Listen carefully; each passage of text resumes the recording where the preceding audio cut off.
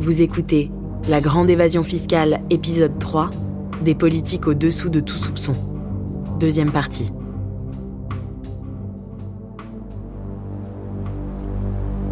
L'expression « verrou de Bercy » signifie que seule l'administration fiscale, et donc son chef, le ministre du Budget, a le pouvoir de transmettre à la justice des affaires d'évasion fiscale. De transmettre ou de ne pas transmettre. En clair, la décision de poursuivre ou non un fraudeur appartient au ministère du Budget et pas à la justice. Je crois qu'on est l'une des seules grandes démocraties occidentales, comme on dit, Fabrice Arfi, journaliste à Mediapart. à avoir ce qu'on appelle le verrou de Bercy en matière de poursuite pénale pour des faits de fraude fiscale. Ce verrou, qui existe depuis un siècle, c'est Jérôme Cahuzac qui en avait la clé. C'est lui, le ministre du Budget, qui a le monopole de la plainte. Alors, s'il ne dépose pas plainte, tout se bloque. Éric de Montgolfier a toujours défendu ce qu'il appelle le devoir de déplaire. Rien n'empêche un procureur de la République d'être indépendant. Faut-il encore qu'il soit indépendant de ses appétits de carrière, ce qui est beaucoup plus dur. Mais une fois que vous avez décidé que ce n'était pas le plus important, vous pouvez faire beaucoup de choses. C'est sans doute pour cette raison que, malgré le titre d'avocat général à la Cour de cassation, il termine sa longue carrière exilé à la Cour d'appel de Bourges. Le verrou de Bercy, il a eu maintes fois l'occasion d'en vérifier l'efficacité. Bon, je vois le peu de cas dans lesquels nous sommes informés d'une infraction qui s'est commise ou qui est sur le point de se commettre. Mais très très peu de choses redescendent. Parce qu'il y a toujours des paramètres politiques ou autres qui interviennent. En 2009, Éric de Montgolfier, alors procureur à Nice, met la main au cours d'une perquisition sur une liste de Français détenteurs de comptes non déclarés, domiciliés à la banque HSBC en Suisse. Une liste qu'Hervé Falciani, responsable de la sécurité informatique chez HSBC, avait volée au sein de sa banque. Je me fais tirer une liste au moins des personnes physiques françaises. Pas de société, juste des personnes physiques. Et il y avait plus de 8000 noms. À la télévision, Éric Woerth, ministre du Budget à l'époque, n'en déclare que 3000. Le verrou a fonctionné. Monsieur Woerth et moi n'avons pas le même sens de la comptabilité. Je crois qu'il a dit l'autre jour que je m'étais trompé, mais moi je veux bien me tromper, mais c'est des noms dont je dispose. C'est pas 100 fois le même nom, c'est 8000 noms, plus de 8000 noms différents, donc comment puis-je faire ? Sur ces 3000 comptes, combien étaient non déclarés et combien ont été redressés ? On n'en sait rien. Secret fiscal. Quant aux 5000 noms retirés de la liste initiale, ils font sans doute partie des secrets enfouis dans la citadelle de Bercy. Au ministère du Budget, on justifie le monopole de Bercy par un souci d'efficacité. Aujourd'hui encore, les services fiscaux expliquent que c'est trop compliqué pour que les magistrats comprennent, donc il vaut mieux que ce soit eux qui gardent la main. Et les arguments qui sont développés pour justifier le maintien du verrou de Bercy sont des arguments purement techniques, qui sont de dire ça nous permet de mieux négocier, en fait. C'est parce qu'ils sont simplement dans une logique de rentabilité économique. C'est-à-dire, le verrou de Bercy, ça nous permet de faire du chantage auprès des fraudeurs en disant attention, soit vous remboursez l'argent que vous avez planqué rapidement, soit on vous poursuit devant la justice. Mais les deux, vous remboursez et puis en plus on vous poursuit. Ce n'est pas l'avis du nouveau ministre du Budget, Bernard Cazeneuve. Il y a quelque chose d'extrêmement malsain dans cette volonté, dans cette persistance à nous dire l'essentiel c'est de faire rentrer l'argent.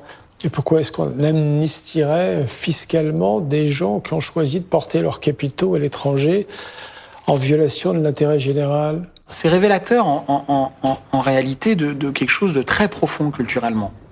C'est qu'on est dans un pays où on ne considère pas que la fraude fiscale est un délit. On ne considère pas qu'il y a un traumatisme pour la société quand on fraude le fisc. Et c'est que finalement, c'est pas si grave. Donc ça participe d'une banalisation de la fraude fiscale et d'une délégitimisation de la lutte contre la fraude fiscale. Ce verrou cristallise désormais tous les antagonismes. Le débat va durer des mois. Députés, magistrats, journalistes, représentants d'ONG se mobilisent, tiennent colloques, travaillent avec les rédacteurs des amendements. Je suis prêt à vous faire le pari que cet amendement n'aboutira pas. Et qu'il n'y a pas de volonté politique qu'il aboutisse, au contraire. Il n'y a aucune chance que ça arrive, aucune. L'État n'est pas prêt de se démunir de ce levier de pouvoir. Pari gagné. Avant même que la loi ne passe définitivement devant les parlementaires, l'amendement a été supprimé. Moi, j'étais favorable et je reste favorable à une évolution de ce qu'on a appelé le monopole de Bercy, le verrou de Bercy. Yann Galut, député PS et rapporteur du projet de loi sur la fraude fiscale. Cela n'a pas été la position du gouvernement et cela n'a pas été la position majoritaire du groupe socialiste.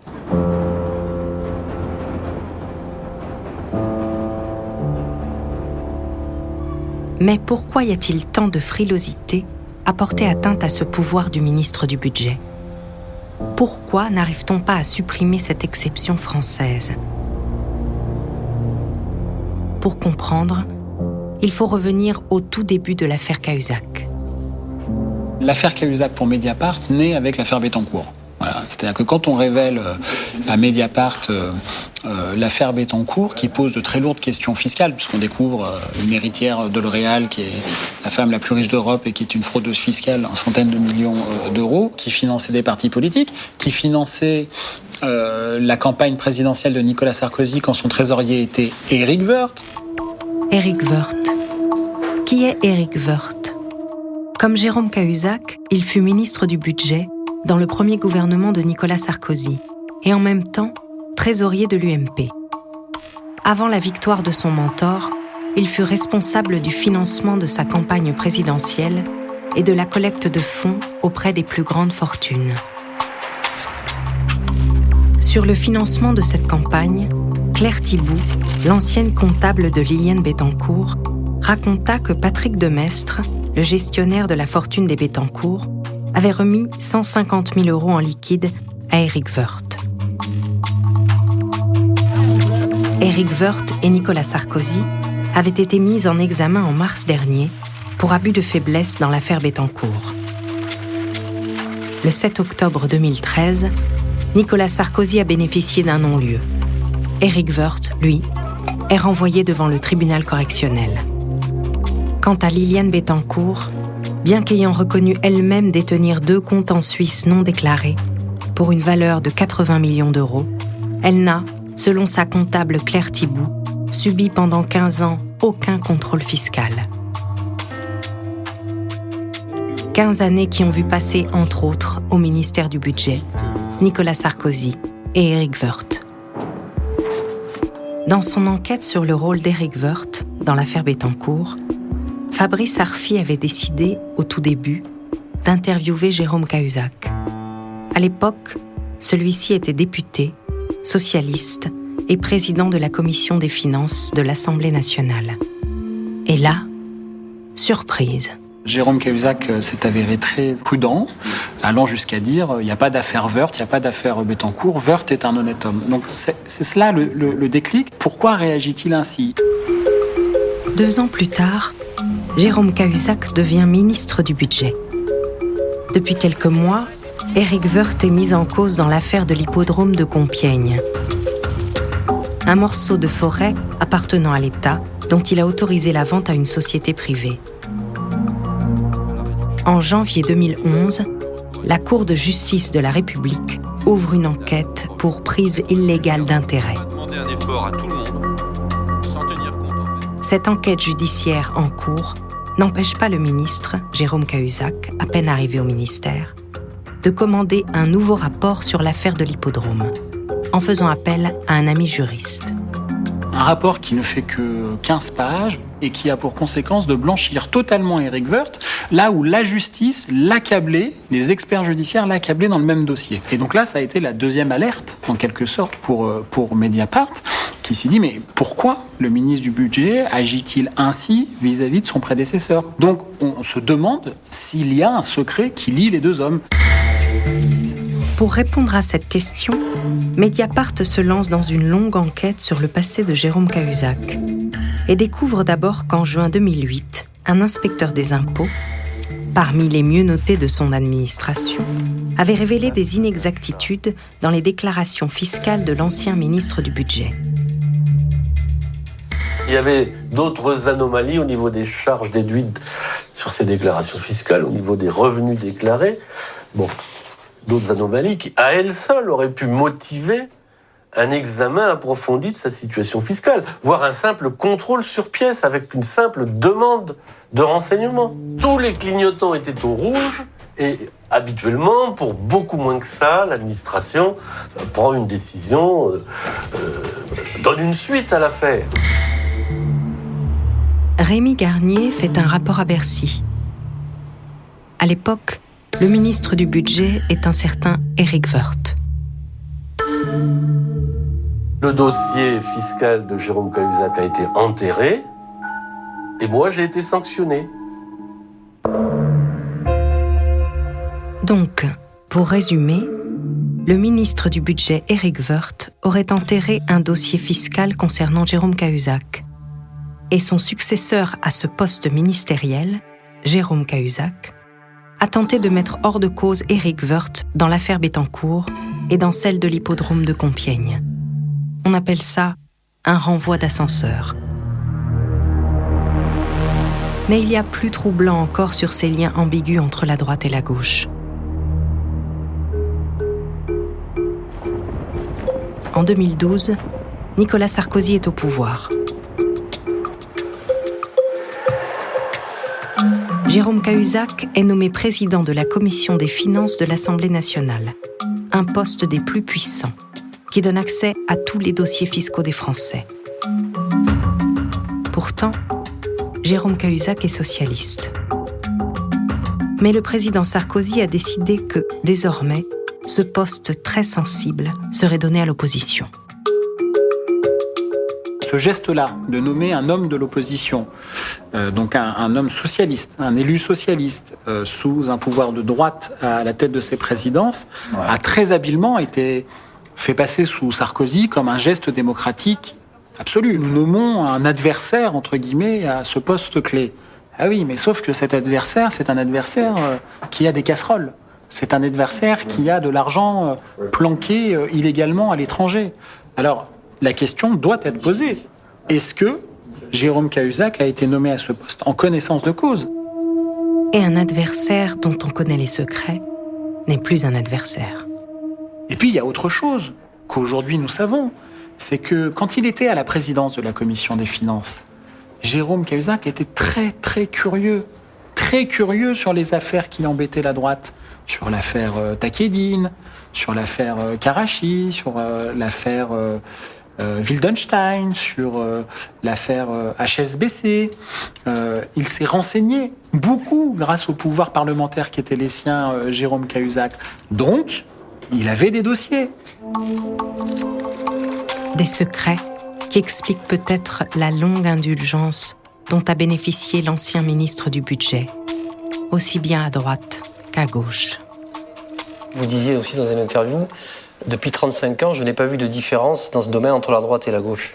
Non, je trouve le même. Je peux vous citer des malfaçons à gauche et à droite. Dans ce domaine, oui, il y a des gens qui plastronnent sur le devant de la scène aujourd'hui et qui ne devraient pas. Ils ne devraient pas parce que finalement, il y a des dossiers qui ne sont pas sortis. Ils auraient dû être poursuivis, condamnés. Oui, que ce soit par copinage, ils ne l'ont pas été, ou pour des raisons de conjoncture politique, parce qu'une élection arrivait, qu'on avait besoin d'eux, donc les services fiscaux ont retiré leur plainte. Je connais suffisamment de dossiers, parce que j'étais au cœur du sujet quand j'étais au ministère de la Justice. Je doute que c'est beaucoup évolué. Il y a une volonté qui est une volonté politique, quels que soient les régimes, de conserver la maîtrise de l'initiative de la poursuite. Ça évite peut-être de faire trop de peine aux amis.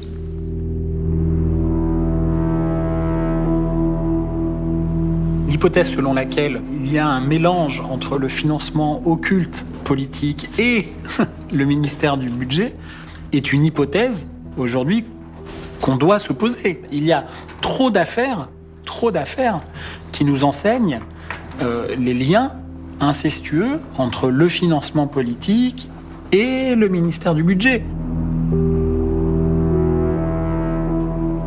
Pourquoi voulez-vous que l'exécutif lâche si volontiers un levier de pouvoir aussi évident ? Et puis si l'exécutif lâche ce levier-là, il y aura des cadeaux qu'on ne pourra plus faire. Mais ces cadeaux sont dangereux. La société française est en train de se démoraliser, au sens premier du terme.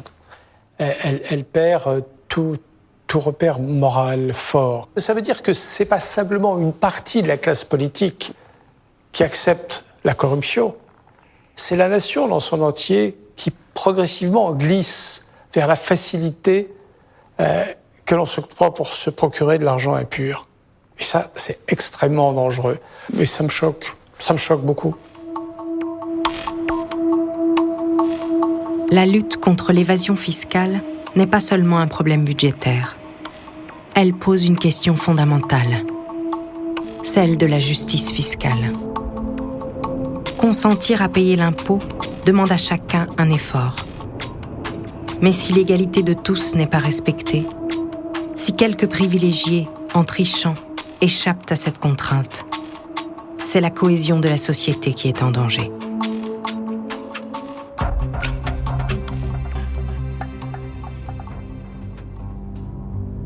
Vous venez d'écouter La Grande Évasion Fiscale. Si vous avez aimé ce podcast, vous pouvez vous abonner sur votre plateforme de podcast préférée et suivre Initial Studio sur les réseaux sociaux.